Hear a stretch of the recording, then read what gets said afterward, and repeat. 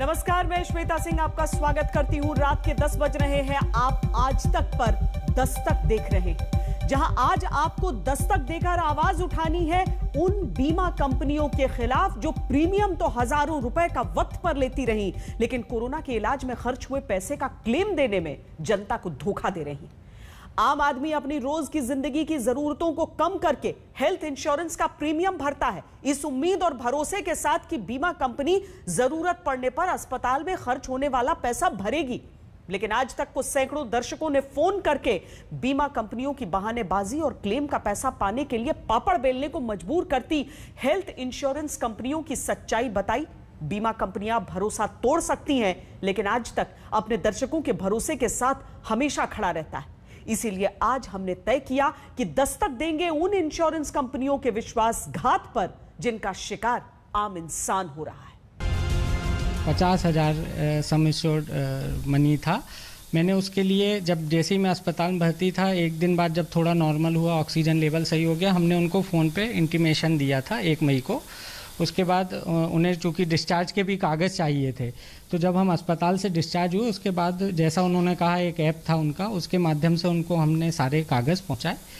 और मतलब कंपनी ये दावा करती है कि 14 दिन में क्लेम मिल जाना चाहिए, लेकिन हमें ऑलमोस्ट 1 महीना हो चला है, अभी क्लेम की कोई राशि हमें नहीं मिली है।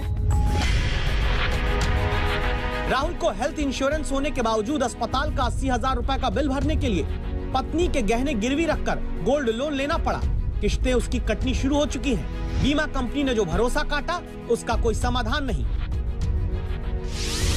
जनरल इंश्योरेंस काउंसिल के मुताबिक 5 मई 2021 तक के आंकड़े कहते हैं कोरोना के 48,000 ऐसे केस देश में हैं जहां मरीजों को इलाज का पैसा इंश्योरेंस कंपनी से नहीं मिला, जबकि 6,848 करोड़ रुपए के 1,87,754 क्लेम विचाराधीन रखे गए हैं। विचाराधीन मतलब लटका कर ही कहिए, और ऐसा लटका कर कि जो कोरोना को हराने वाले परिवार को तोड़ कर रख दे। महाराष्ट्र के अकोला की पूजा तिवारी के आंसू इसीलिए निकले हैं क्योंकि हेल्थ इंश्योरेंस करते वक्त जिस कंपनी ने तुरंत इलाज का खर्च भरने का भरोसा दिया, वो कंपनी अब इन्हें टरका रही है। 22,000 सालाना की किश्त भरते हुए तिवारी परिवार ने 15 लाख का स्वास्थ्य बीमा करा रखा था। बीमा कंपनी ने इन्हें अस्पताल में कैशलेस इलाज का वादा किया था। अस्पताल का बिल 2,80,000 रुपए आया। बदले में बीमा कंपनी कुछ हजार रुपए देकर जवाब अब नहीं देती। 22,000 प्रीमियम देके मैंने 15 लाख रुपए की पॉलिसी ली हुई थी इंश्योरेंस की, जो कि मेरे को इंश्योरेंस ने टोटली रिजेक्ट ही कर दी बोला जाएगा, क्योंकि उन्होंने मेरे इतने ईमेल करने के बाद कंज्यूमर कोर्ट में जाने की, उनको जब मैंने वार्निंग दी कि मैं कंज्यूमर कोर्ट में जाऊंगी, तब जाके उन्होंने मेरे को 19,000 रुपीज दिए। 22 अप्रैल को वित्त मंत्री ने बीमा नियामक और विकास प्राधिकरण यानी इरडा को निर्देश दिया था और कहा था कि बीमा कंपनियों के कैशलेस दावे खारिज करने की शिकायत पर फौरन कार्रवाई करो। 28 अप्रैल को दिल्ली हाईकोर्ट ने एक मामले में आदेश देते हुए कहा था कि बीमा कंपनियां कोरोना मरीजों के बिलों को पास करने में 6-7 घंटे नहीं ले सकती। बीमा कंपनियां 30 से 60 मिनट में कोविड मरीज के बिलों को पास करें। लेकिन देखिए कहानी उत्तर प्रदेश में नोएडा के संजीव सक्सेना की, जिनकी पत्नी कोरोना संक्रमित होकर पिछले महीने 15 दिन अस्पताल में रही। संजीव सक्सेना की पत्नी ने कोरोना को हरा दिया, लेकिन ये परिवार हेल्थ इंश्योरेंस कंपनी की धोखेबाजी से हार रहा है। पत्नी के इलाज में अस्पताल का खर्चा 6 लाख रुपए से ऊपर आया। 9 साल में लाखों रुपए स्वास्थ्य बीमा के प्रीमियम में भरा। इसके बावजूद अब तक इंश्योरेंस कंपनी ने 1 रुपए नहीं दिया। क्रेडिट कार्ड से लोन लेकर इस परिवार ने अस्पताल का बिल चुकाया। अगर पॉलिसी किसी ने ली है, और एक सबसे बड़ी बात यह है कि हमारी पॉलिसी को करीब 9 साल हो गए, तो 9 साल पुरानी पॉलिसी लेने के बाद अगर आदमी को इतना सफ़र करना पड़ता है, तो फिर मेडिक्लेम की ज़रूरत क्या है। सरकार को भी ऐसी पॉलिसी बनानी चाहिए कि जिस बंदे ने अगर मेडिक्लेम लिया है तो उसमें सब कुछ कवर होना चाहिए। आदमी को कुछ भी अपनी जेब से नहीं देना चाहिए। आदमी इतने टेंशन में होता है, पहले तो मरीज को देखता है, फिर दवाओं की व्यवस्था करता है। आजकल तो दवाएं भी आपने देखी है, बहुत प्रॉब्लम हो रही थी, और ऊपर से पैसे की टेंशन। देश में बीमा कंपनियां क्लेम सेटल करने में तमाम तरह के बहाने भी बनाती हैं। जैसे ऑक्सीजन लेवल आपका ठीक था, आप अस्पताल क्यों गए। सीटी स्कैन में स्कोर कम दिखा तो इलाज के खर्च के दावे को खारिज कर दिया।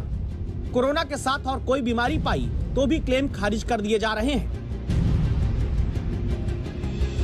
सवाल ये उठता है कि कोरोना के जिस इलाज में सरकारी गाइडलाइंस तक अभी बदल ही रही हैं, उस बीमारी में क्या बीमा कंपनियां तय करेंगी कि इलाज कब और कैसे होगा, वरना प्रीमियम वसूलेंगे और इलाज का खर्च भरने के नाम पर कट लेंगी। सिर्फ प्राइवेट ही नहीं बल्कि सरकारी बीमा योजनाओं में भी विश्वासघात हुआ। राजस्थान के बूंदी में जिस घर में महिलाएं मातम के लिए पहुंच रही हैं, इस घर में कोरोना ने हंसराज पंचाल की जान ली।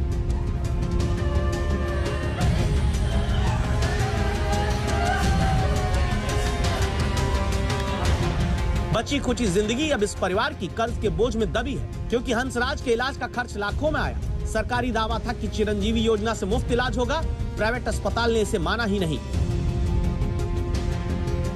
चिरंजीवी योजना का कोई फायदा नहीं मिला, उन्होंने साफ मना कर दिया। बेड ही खाली नहीं है चिरंजीवी में, और मिलेगा 10-12 दिन में तो आदमी मर जाता है वहाँ चिरंजीवी। और बाद में हमने उसे रिक्वेस्ट भी अब ले ले, तो उसके बाद भी उन्होंने कोई उसमें रियायत नहीं दी। चिरंजीवी में इसका कोई इलाज नहीं है, साफ मना कर दिया। अब वो 1 साल तो उसका फीस जमा करे, दूसरे साल की कहाँ से आएगी? एक तो वो समस्या की बच्चा भी 12th में है, वो कैसे कमाएंगे? इनके तो पास तो कुछ ऑप्शन ही नहीं है। ये क्या करेगी एक महिला? करीब 16,000 करोड़ रुपए के हेल्थ इंश्योरेंस के क्लेम में अब भी अगर 6,848 करोड़ रुपए के मामले जनता के विचाराधीन ही पड़े हैं, तो ऐसा क्यों है? इस मामले में हमने एक बड़ी इंश्योरेंस ब्रोकर फर्म से बात की। लोगों को जानकारी पूरी नहीं होने के कारण ये दिक्कत आ रही है। इंश्योरेंस एक कॉन्ट्रैक्ट होता है, जो पॉलिसी टर्म्स में कुछ डॉक्यूमेंट्स की आवश्यकता होती है, वो अस्पतालों से पेशेंट्स को लेना और जो लिस्ट में जो आपके जो कागज चाहिए हैं वो पहुंचाने बीमा कंपनी को वो अनिवार्य होता है। इंश्योरेंस ब्रोकर्स का कहना है कि इस पूरे फसाद की जड़ तो अस्पताल हैं, जो मरीजों को ना तो सही जानकारी देते हैं बल्कि मुसीबत की घड़ी में मरीज से ज्यादा पैसा ऐंठने की कोशिश करते हैं। दूसरी तरफ बीमा कंपनियों का कहना है कि वो नियम कायदे का पालन करती है, लेकिन यह भी बताती है कि दूसरी वेव में तो कोरोना के 10 गुना ज्यादा मामले सामने आए हैं। इधर अलग अलग मरीज कहते हैं किसी न किसी बहाने से बीमा कंपनियां उनके क्लेम्स को रिजेक्ट कर देती है, यानी हेल्थ इंश्योरेंस होने के बावजूद भी आम आदमी को, मरीज को पैसा अपनी जेब से ही देना पड़ रहा है। इंश्योरेंस कंपनियां अपनी जिम्मेदारी अस्पतालों के फिजूल के खर्च पर फोड़ती हैं, तो सवाल यह है कि क्या आम आदमी को इसका खामियाजा उठाना होगा? इसीलिए आज तक की दस्तक की है, अस्पतालों के फिजूल के खर्च पर निगरानी वाली नियामक संस्था बने, इलाज का खर्चा भरने में धोखा देती बीमा कंपनियों पर इरडा कार्रवाई करे, इंश्योरेंस कंपनियों से जुड़े विवाद के केस फास्ट ट्रैक कोर्ट में चले, ताकि भरोसा देकर अरबों का प्रीमियम लेने के बाद जरूरत के वक्त आम आदमी को ठेंगा दिखाने की हिम्मत कोई बीमा कंपनी ना कर सके। भोपाल से रवीश पाल सिंह, जयपुर से शरद कुमार और नोएडा से अभिषेक आनंद के साथ पंकज उपाध्याय, मुंबई आज तक। आम लोगों को हेल्थ इंश्योरेंस पर धोखा मिलता है, लेकिन राजनीति में माता पिता सांसद विधायक हैं तो बेटा भतीजा बेटी बहू के भी सांसद विधायक बनने का इंश्योरेंस पक्का है। इसको और बढ़ावा दिया है ममता बनर्जी ने, जिन्होंने अपने सांसद भतीजे अभिषेक बनर्जी को अब पार्टी में राष्ट्रीय महासचिव की जिम्मेदारी दे दी।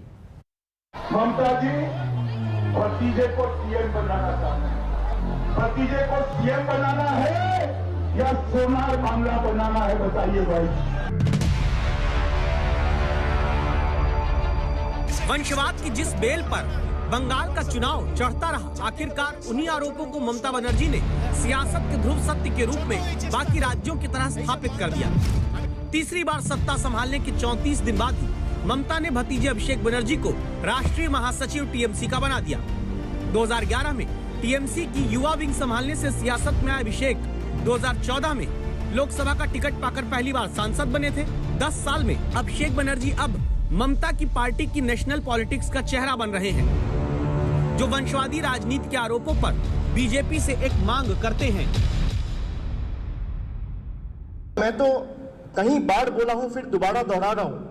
They have the MPs, they are running the central government. Why can't they pass a bill in the floor of the house कि भाई एक परिवार से एक जन पॉलिटिक्स करेगा? ये आप करो, सबसे पहले इस्तीफा मैं दूंगा। मैं हर जगह पे ये कहता हूं, प्रीच व्हाट यू प्रैक्टिस। आप छोड़ दो, आप डायनेस्टी की बात कर रहे हो, आप तो डायनेस्टी टर्नकोट्स को लेते हो भाई, and you are talking about dynasty. জাফরদের বিরুদ্ধে दरअसल अभिषेक बनर्जी वंशवाद पर कानून बनाने की चुनौती इसलिए दे रहे हैं क्योंकि जानते हैं कि भारत की राजनीति में भाई भतीजावाद, बेटा बहुवाद कभी खत्म नहीं होने वाला, खासकर क्षेत्रीय दलों के नक्शे से। क्योंकि भारत के नक्शे पर अगर देखें तो आप पाएंगे जम्मू कश्मीर में मुफ्ती और अब्दुल्ला परिवार है, पंजाब में बादल परिवार, हरियाणा में चौटाला परिवार, उत्तर प्रदेश में समाजवादी पार्टी का परिवार, बिहार में लालू का परिवार, पासवान का परिवार, झारखंड में सोरेन का परिवार, महाराष्ट्र में ठाकरे परिवार, कर्नाटक में गौड़ा फैमिली, तमिलनाडु में करुणानिधि का परिवार। परिवारों की राजनीति इतनी स्वीकार हो चली है कि ममता के भतीजे का राष्ट्रीय राजनीति में गृह प्रवेश सूरज पूरब में ही उगता है का नया संस्करण मान लिया गया। तृणमूल कांग्रेस पार्टी जो है वो ममता जी के ऊपर आधारित है। Centre power point Mamata Banerjee है, तो उसका भतीजा उसका दल का सबसे बड़ा नेता बनेंगे, यही तो अपेक्षित है। इसका बाहर अगर कुछ हो जाता तब उसका ऊपर चर्चा हो सकती है। बीजेपी राष्ट्रीय और प्रदेशों की राजनीति में भले दूसरे दलों को वंशवादी बताकर अपना चाल चरित्र चेहरा अलग दिखाती हो, लेकिन वंशवाद बीजेपी में भी है। इतना कि 2019 में इंडिया स्पेंट की रिसर्च के मुताबिक 1999 के बाद 2019 तक अगर कांग्रेस से 36 सांसद पारिवारिक सियासत से आए तो बीजेपी के भी 31 सांसद वंशवाद के साथ ही एंट्री पाए। 2019 तक लोकसभा में बीजेपी के 10% और राज्यसभा में कुल 93 सांसदों का संबंध राजनीतिक वंशवाद की बेल से लिपटा हुआ पाने का दावा है। यही कारण है कि वंशवाद भले चुनावों के वक्त खोट दिखाकर वोट मांगने का मुद्दा बनता हो, लेकिन परिवार के सहारे सियासत के द्वार पहुंचना एक ऐसा चलन है जिसके खिलाफ कभी कोई दल खुद कानून नहीं बनाने वाला। अनुपम मिश्रा, कोलकाता, आज तक। प्रधानमंत्री मोदी ने आज ही कहा है कि दीपावली तक अब देश में सभी गरीबों को मुफ्त राशन दिया जाएगा, लेकिन जो राशन गरीबों के नाम पर निकलता है उसे राजस्थान में कुछ अमीर लोग कैसे खा जाते हैं, इसका खुलासा हुआ है। 100 करोड़ रुपए के राशन घोटाले पर दस्तक दी है संवाददाता शरद कुमार ने। गरीब का बच्चा भूखा रह जाता क्योंकि राशन कार्ड नहीं बन पाता और टैक्स पेयर जनता के पैसे से गरीबों के लिए भेजा गया राशन भ्रष्टाचार के कारण गैर जरूरतमंद बाइक पर भरा कर ले जाते हैं। और तब पता चलता है कि गरीब के राशन के नाम पर करीब 100 करोड़ के घोटाले की एक कहानी है, जिस पर दस्तक देने आज तक संवाददाता शरद कुमार जयपुर के सबसे पॉश इलाके चित्रकूट के किनारे बसी बंजारा बस्ती पहुंचते हैं। गरीब माँ बच्चे को एक कटोरी पानी में गुड़ घोलकर उसमें रोटी भिगोकर खिलाती मिलती है। बच्चा आधा पेट एक रोटी से आधा पेट पानी पीकर भर लेता है।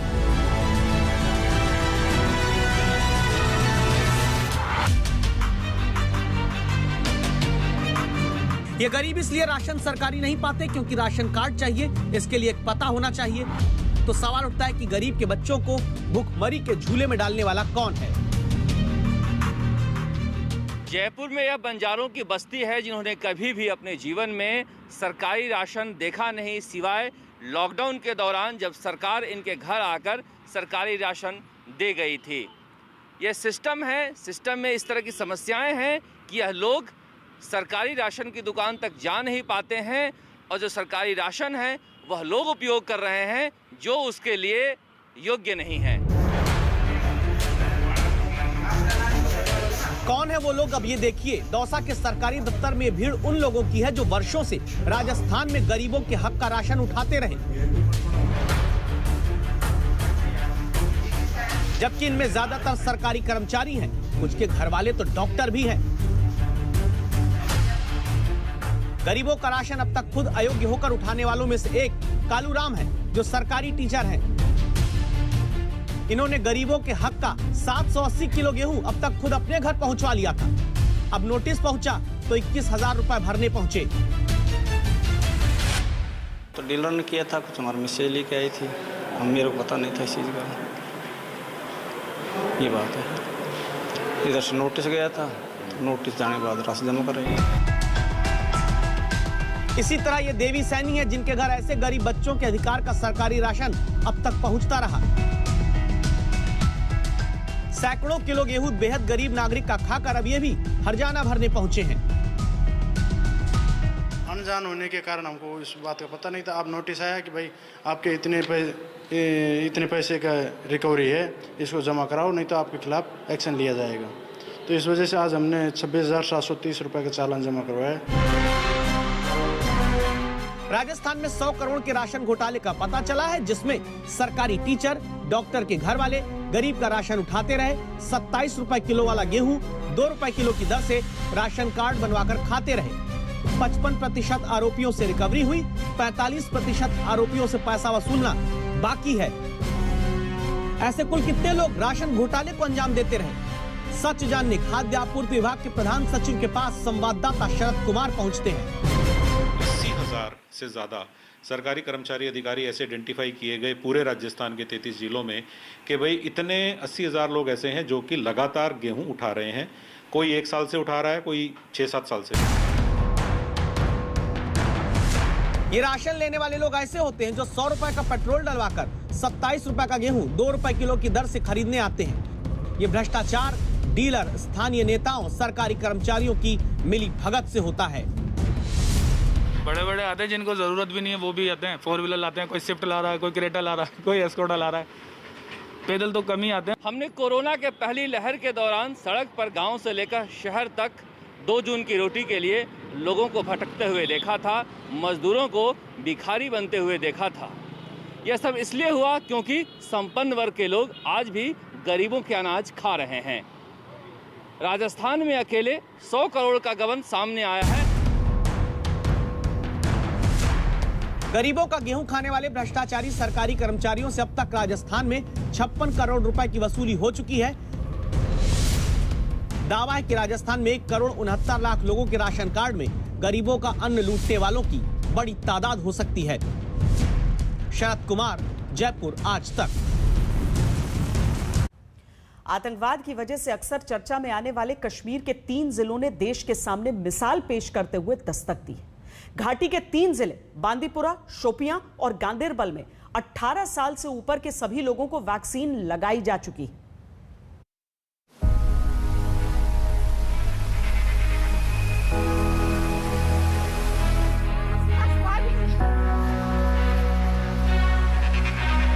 जिस कश्मीर में पैदल नदी पार करनी पड़ती है,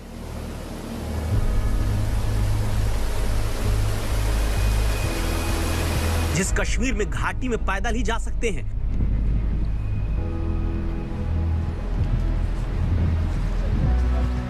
उस कश्मीर में वैक्सीन लगाने का काम पूरी तेजी से हो रहा है। लोगों को खेतों में जाकर टीका लगाया जा रहा है। दुर्गम इलाकों में भी घर घर जाकर वैक्सीन लगवाने की मुहिम का असर देखने को मिलता है। आपकी टीवी स्क्रीन पर देश के पहले उस गांव की तस्वीर है जहां सभी को वैक्सीन लग चुकी है। यह बांदीपुर जिले का व्यान गांव है, जिसकी चर्चा आज सारे देश में हो रही है। बांदीपुरा के इस गांव की आबादी 2011 की जनगणना के मुताबिक 609 लोगों की है, जिसमें से सभी 600 वयस्कों को कोरोना का टीका लग चुका है। उत्तरी कश्मीर के बांदीपुरा जिले में वेवन गांव देश का पहला गांव बन गया है, जहां पर 100% लोगों को कोरोना वायरस के खिलाफ वैक्सीन दी जा चुकी है। दरअसल जम्मू कश्मीर हेल्थ डिपार्टमेंट की वैक्सीनेशन टीम पैदल चलकर इस गांव में पहुंची और 18 वर्ष से ऊपर सभी लोगों को वैक्सीनेट किया। आफ्टर फ्यू डेज वो अवेलेबल नहीं रहेंगे क्योंकि वो जाते हैं नोमैड्स, वो अपने मवेशी लेकर गुरेज तक जाते हैं और 6 महीने के बाद यानी नवंबर में रिटर्न हो जाते हैं। तो इसलिए हमने डिसाइड किया कि बेटर है कि इनको पहले से ही अबव 18 तक हमने खत्म किया और 100% हमने वैक्सीनेशन की। कश्मीर में इस तरह का रिकॉर्ड बनना अपने आप में बहुत मायने रखता है, क्योंकि विकट भौगोलिक संरचना वाले व्यान गांव तक पहुंचना आसान नहीं। यहाँ लोगों को वैक्सीन लगाने के लिए मेडिकल टीम को 20 किलोमीटर पैदल चलना पड़ा। ये गांव घाटी में बहुत दूर दराज के इलाके में पड़ता है, इसीलिए वैक्सीन लगाने के लिए आ रही टीम को इस दुर्गम इलाके में पैदल आना पड़ा।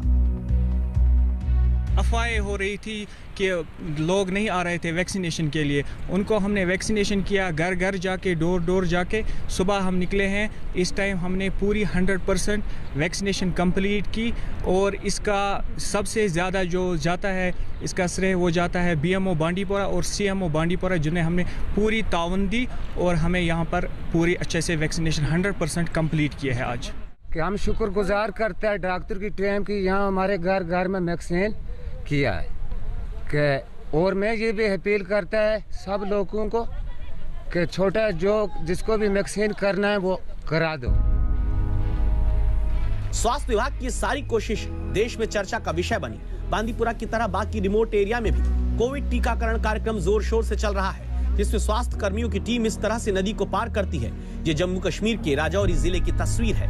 वीडियो में सबसे पहले 2 महिलाओं और एक पुरुष को उनके घुटने तक बहने वाली नदी में उतरते देखा जा सकता है। तीनों एक दूसरे को पकड़े दिखते हैं, जिसके बाद 2 अन्य स्वास्थ्य कर्मी भी वैक्सीन का बॉक्स लिए हुए दिखाई देते हैं। अपने काम को पूरी ईमानदारी से करने वालों में कश्मीर की फ्रंटलाइन वर्कर तबस्सुम भी है, जो खेतों में जाकर किसानों को वैक्सीन लगाती हैं। तबस्सुम अब तक 7000 से ज्यादा लोगों को कोरोना से बचने का टीका लगा चुकी हैं। कश्मीर में बांदीपुरा की तरह 2 और जिलों में 100% लोगों को कोरोना का टीका लग चुका है। ऐसा रिकॉर्ड बनाने वालों में शोपियां और गांदरबल शामिल है। अशरफ वानी, श्रीनगर, आज तक। प्रधानमंत्री मोदी ने आज देश में कोरोना की वैक्सीन को फ्री कर दिया। राज्यों से टीके की जिम्मेदारी वापस लेने का आप पर क्या असर होगा? पूरी रिपोर्ट दस्तक के अगले हिस्से में।